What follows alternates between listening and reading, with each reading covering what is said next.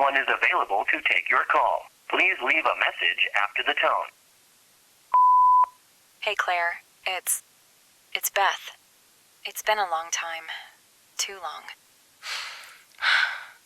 I know we had our differences about keeping up the family tradition after Mother passed, but she wouldn't want to see us like this. It's just, after what happened to Mother, I'm afraid of losing you too.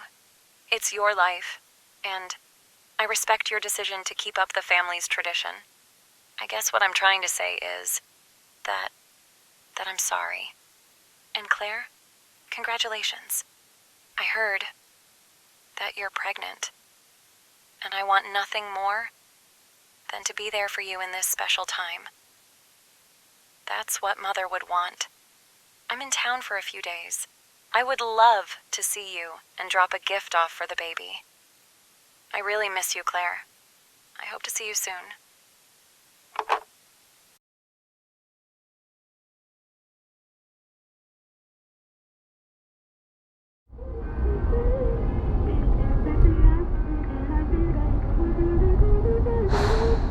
"10 years. A whole decade. And she'd rather us be at odds than to put all of this behind us.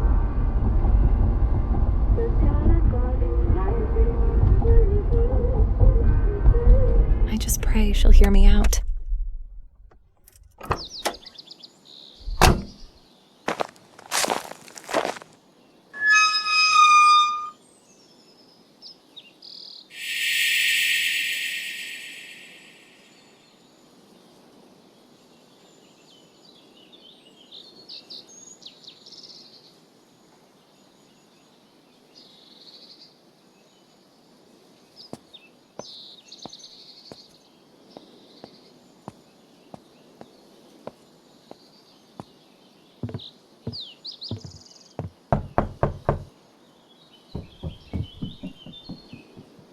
Claire? The door's unlocked. Hello?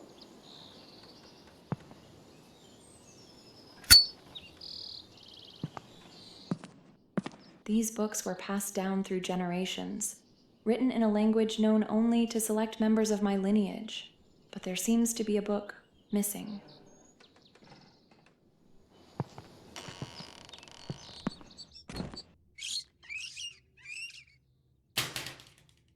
It looks like no one has been here for years.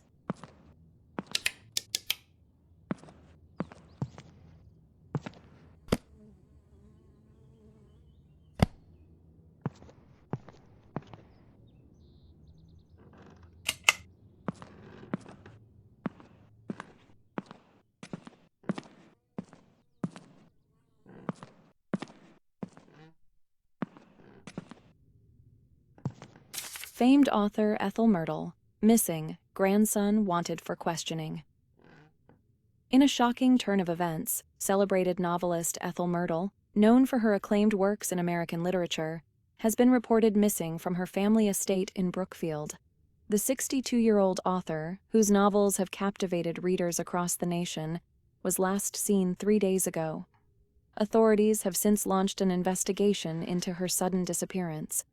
A tip received late last night has turned attention toward Ms. Myrtle's grandson, Thomas Myrtle, 30, who is now considered a prime suspect. According to sources close to the investigation, Thomas has a troubled past, having battled with addiction and post-traumatic stress disorder following his return from service overseas. Investigators are looking into whether these struggles may have contributed to his possible involvement in his grandmother's vanishing. Police are eager to question Thomas, but his whereabouts remain unknown at this time. He was last seen in town earlier this week, but no trace of him has been found since. Authorities urge anyone with knowledge of his location to come forward, as he is wanted for questioning in connection to the case. Further complicating matters, Ethel's husband, Arthur Myrtle, 61, has also not been seen in recent days. Mr. Myrtle, a long-distance truck driver, was reportedly on the road for work at the time of his wife's disappearance. but there are growing concerns that he too may have gone missing. The Myrtle family is well known in Brookfield, and locals have expressed shock and disbelief over these mysterious circumstances. As the investigation intensifies, speculation mounts about the possibility of foul play within the family. Police continue to search for answers, but with both Thomas and Arthur unaccounted for, the fate of Ethel Myrtle remains a troubling mystery.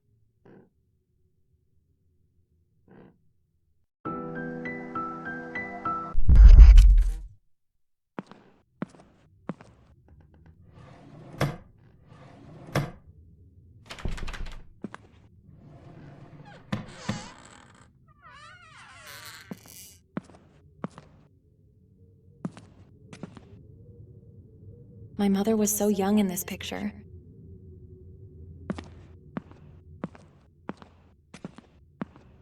Even though she was blind, Grandma was a master alchemist.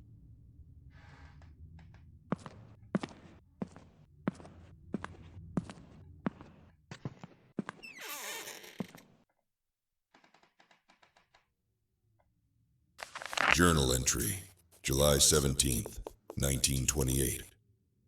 I sit here, pen in hand, staring at this blank page, and all I can think of are the faces. Not just the men I served with, but the faces of the ones who waited for us, those we left behind, and the ones we couldn't bring back. Anna tells me I'm too quiet these days. She doesn't say it outright, but I see it in her eyes, the worry. She's struggling too. There's a distance between us, a chasm neither of us can cross. And then there are my twin girls, Beth and Claire. Sweet, innocent faces. They're growing so fast, and yet, in my mind, they'll always be the little ones who ran to greet me when I came home. I should feel joy, gratitude, but instead, there's this gnawing ache. I can't look at them without thinking of what we fought for, what we sacrificed. Did we do enough? Did I do enough? Arthur Myrtle. I wonder how he's holding up. He was there in the worst of it, alongside me in the tank. Both of us praying the metal shell around us wouldn't be our tomb. We shared everything, our fears, our hopes, and sometimes even our silence. I haven't heard from him in months. Is he lost like me, drowning in the memories? Or has he found a way to move on? The nights are the hardest.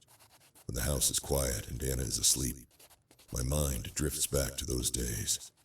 The mud, the noise, the sheer weight of it all, and the silence that followed. The deafening, unbearable silence of survival. God help me. I'm still there. A picture of my father.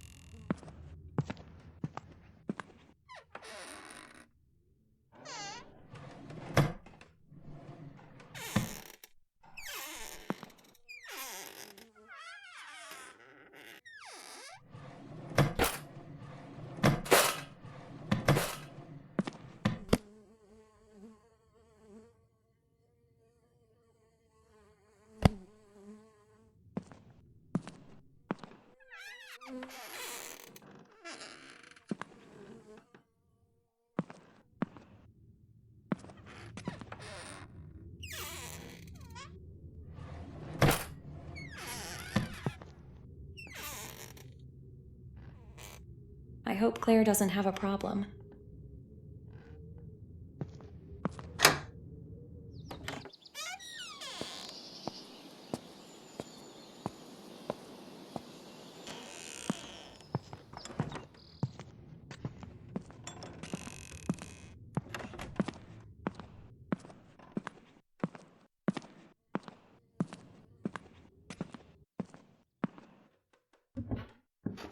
This is my grandfather, and the third generation to live in this house.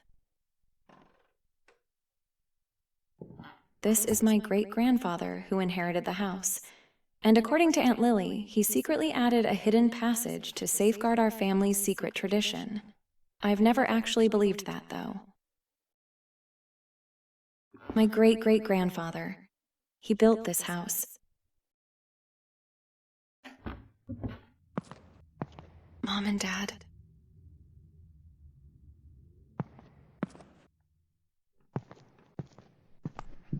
I love this picture of Claire and I. We were inseparable.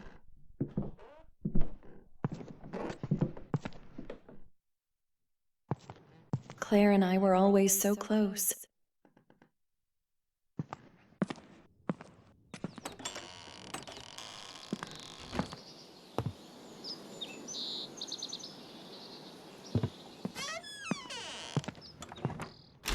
It has a combination lock. I'll come back to it later.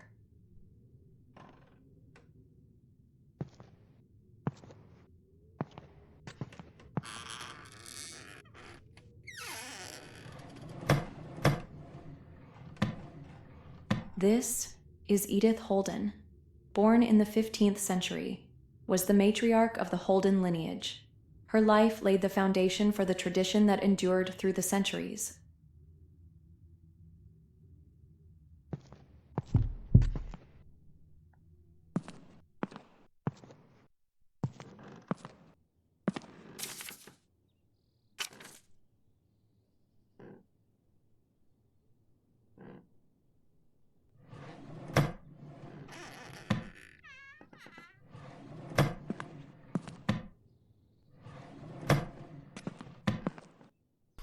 March 15th, 1945.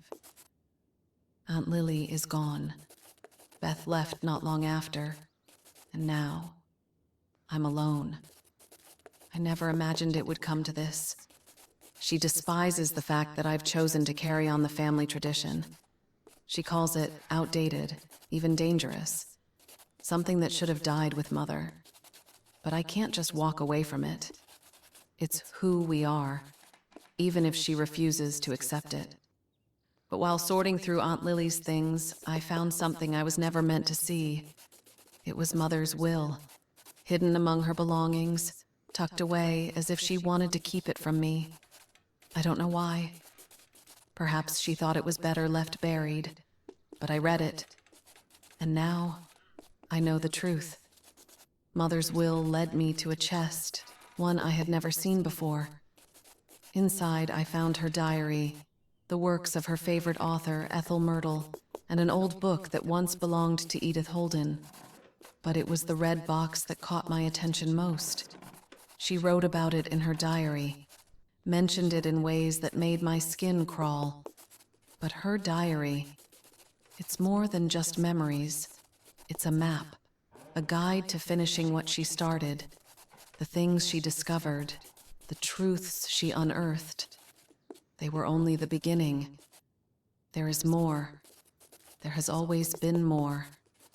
Not only did they conceal what was rightfully ours, but they also deceived us about it all. Our legacy is dying. I have to move fast. There's no mention about where Claire might be. She hasn't written in this in years. But while I'm here, I should probably open up Mother's diary. I guess I'll head to the attic.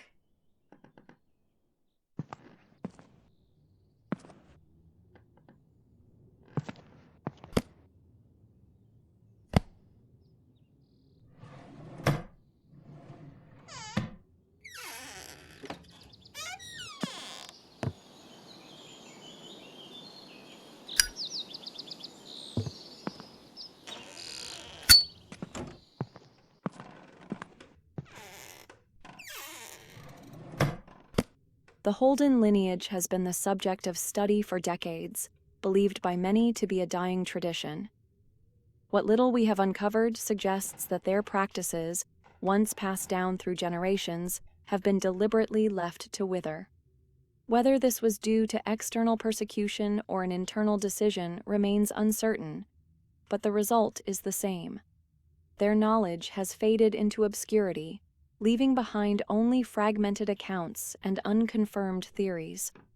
One of the most compelling aspects of the Holden bloodline is the stark division of abilities between men and women.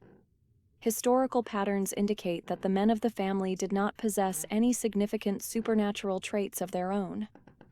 However, they served an essential role as carriers of specific genetic markers, passing down inherited abilities to their offspring.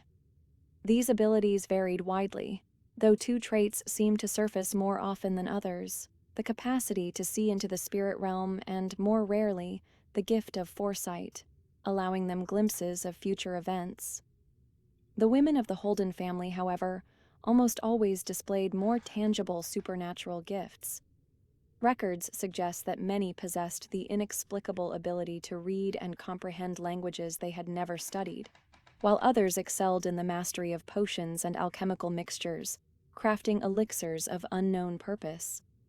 It is unclear whether these skills were innate or required formal training, but no documentation has been found detailing their teachings. Perhaps the most frustrating mystery surrounding the Holdens is the deliberate erasure of their physical presence.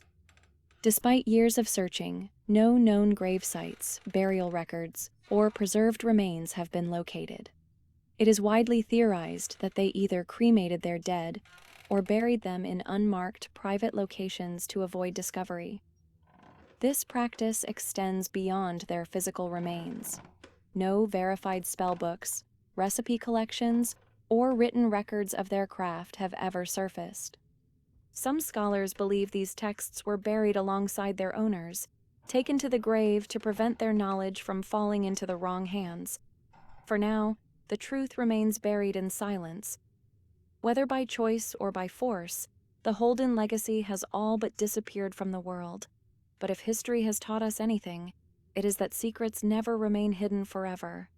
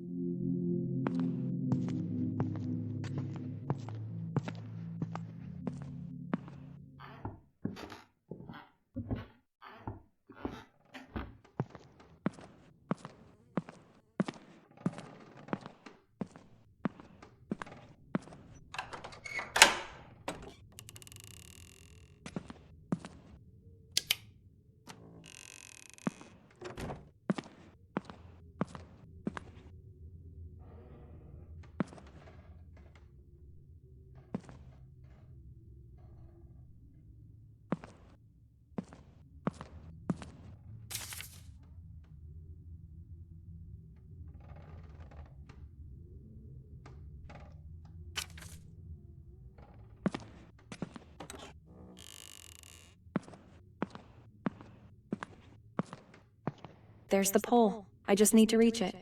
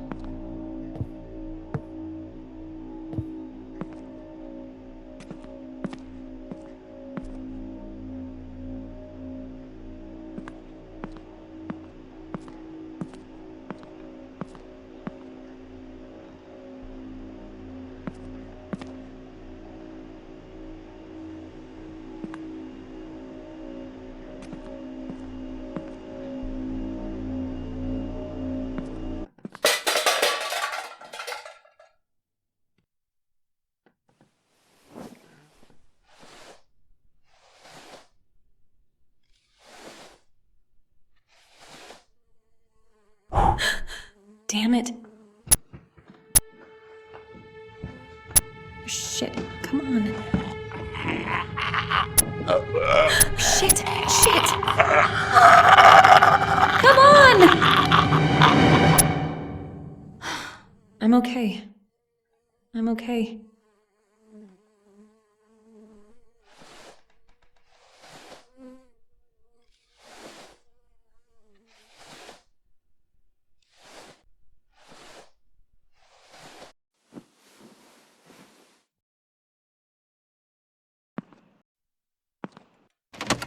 Of course it's locked.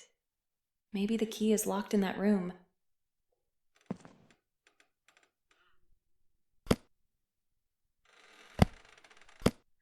You shouldn't be here.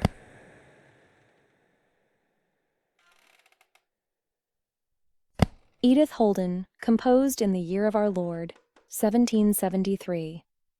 In the year 1460, in a quiet corner of England, there lived a young woman named Edith Holden. She was the daughter of Sir Reginald Holden, a gentleman known for his travels, and his wife, who managed their household. Edith's life was one of simplicity and innocence. Sir Reginald often journeyed to distant lands, bringing back stories and treasures. On one such return, he presented Edith with a peculiar gem, a large ruby that emitted a soft red glow. Unbeknownst to Edith, this gem was drawn to her innocent youth, sensing her openness and ease of influence. One evening, as twilight approached, Edith retired to her room. There, she heard gentle whispers emanating from the ruby, speaking of mysterious and hidden powers. Compelled by an indescribable urge, she touched the stone. Immediately, she felt a surge of energy and began speaking in tongues, her words flowing in an unfamiliar language. Her hand moved on its own, inscribing symbols upon parchment that seemed important yet unfamiliar. This event marked the beginning of Edith's practice of what was later to be known as witchcraft, making her one of the earliest known practitioners of such arts. At the time, the term witchcraft was emerging, and practices involving magic and the supernatural were often shrouded in mystery and fear. As Edith matured, her beauty and vitality remained unchanged, leading to whispers among the villagers. Fearing that her agelessness marked her as evil, rumors of her execution began to circulate. By this time, Edith had been blessed with 2 daughters. Terrified that her death might endow them with none of the power she possessed, she penned a spell to ensure the continuation of her abilities. This incantation decreed that every quarter century, her descendants must recite the spell before her image to transfer her spirit and powers to the next generation. Despite her efforts to safeguard her legacy, Edith was eventually executed for her practices. Yet, her lineage endured, with each generation of Holdens performing the ritual to inherit her gifts. Over time, the family amassed considerable wealth, which they used to construct a hidden cathedral. Within its sacred walls stood a grand monument of Edith, serving as a focal point for the continuation of the tradition she had established. Thus concludes the tale of Edith Holden, whose quest to preserve her mystical heritage shaped the destiny of her descendants, intertwining their fates with the enduring legacy of her powers.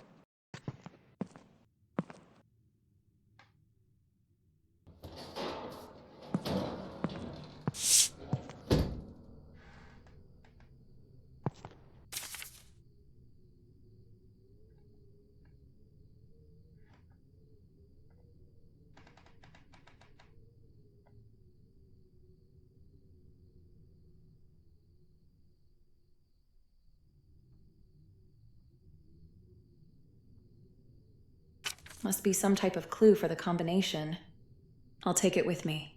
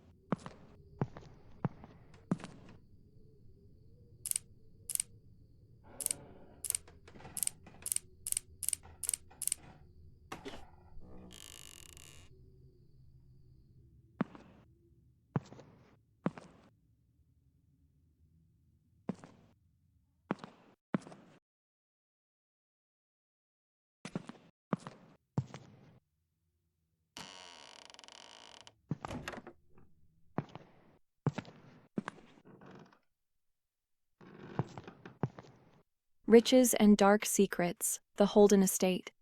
A tale has long circulated in our town, one that whispers of a grand and secretive cathedral buried deep beneath the estate of the reclusive Holden family. It is said that this hidden sanctuary once served a powerful family, skilled in the dark arts of witchcraft, and was adorned in gold and precious jewels. Estimates place the value of its treasures at a staggering $5 million, a fortune beyond measure.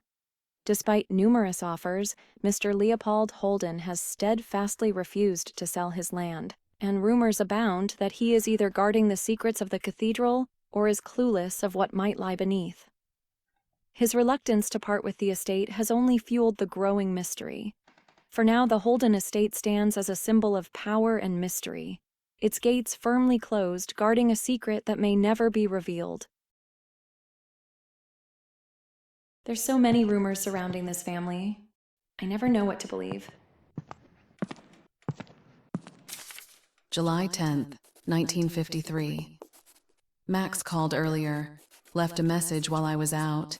He did it, just like I expected he would. With him being a reporter, I knew he'd be able to find the location. That's the whole reason I got close to him in the first place. I needed someone with connections, someone who could get me what I couldn't find on my own. It's finally happening. After all these years of searching, tomorrow morning we leave. But before we leave, when Max heads to the car, I'll place his belongings in the chest in the attic alongside my mother's things. The things that hold his positive energy deserve a place next to my mother's. At first, Max was just a way in, but I fell in love. I love him more than I ever thought possible, and I know he loves me deeply too. But what makes all of this so much harder to go through with is I'm also pregnant. Max doesn't know, and he won't, but it has to be this way. He loves me.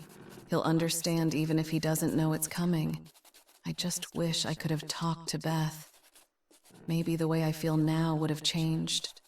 Even with Max, the baby, I feel empty.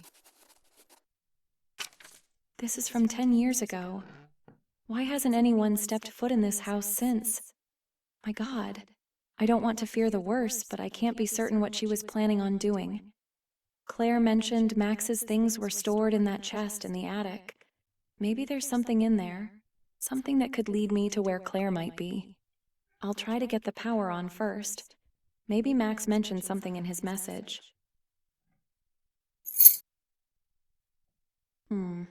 I'll have to get the power back on.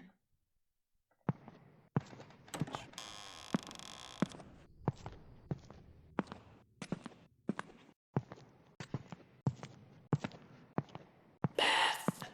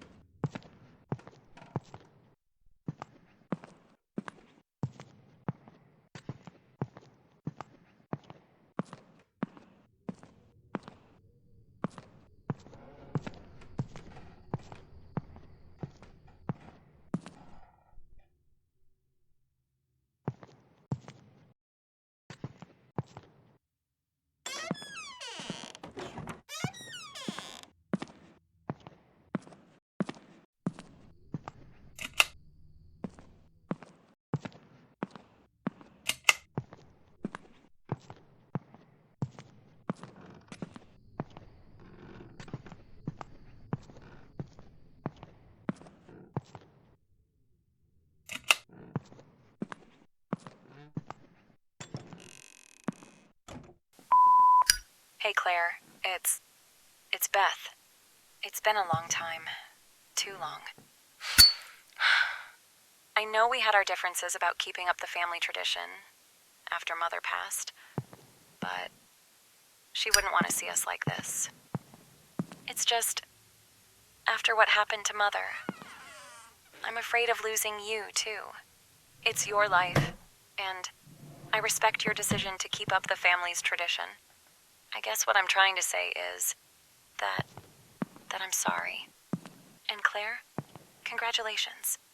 I heard that you're pregnant, and I want nothing more than to be there for you in this special time. That's what... Hey there, Claire. It's Max. I sure hope this fancy machine my brother cooked up is working properly. He's always tinkering and inventing things. Anyway, listen, sweetheart. I have a surprise. We're going to Ethel's house. It took a bit of legwork and some good old-fashioned snooping, but that's what makes a top-notch reporter like me. It's a bit of a haul, so I'm planning to stay the night, and we can head out first thing in the morning. I miss you, darling. I can't wait to see you. Bye now. They went to Ethel's house? But why?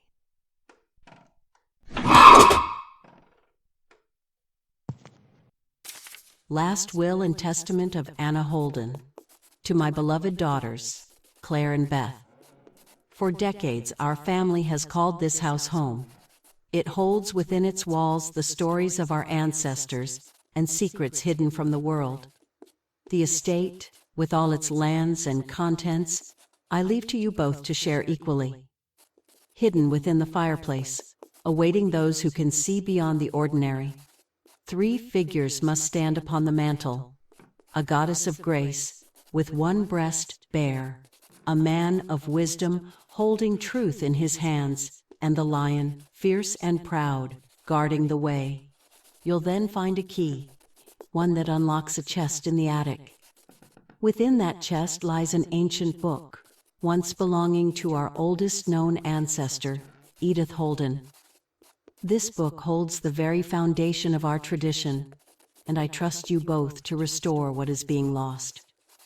More than that, it is the key to a hidden world, one that cannot be reached without it. The bookcase downstairs guards the way. May you guard this legacy wisely.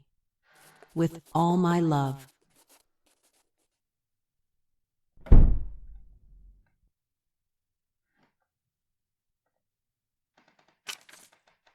I need to check what's hidden in that compartment. Claire might have left the key to the chest there. Max must have kept a diary or some notes. It could help me track down Ethel's house.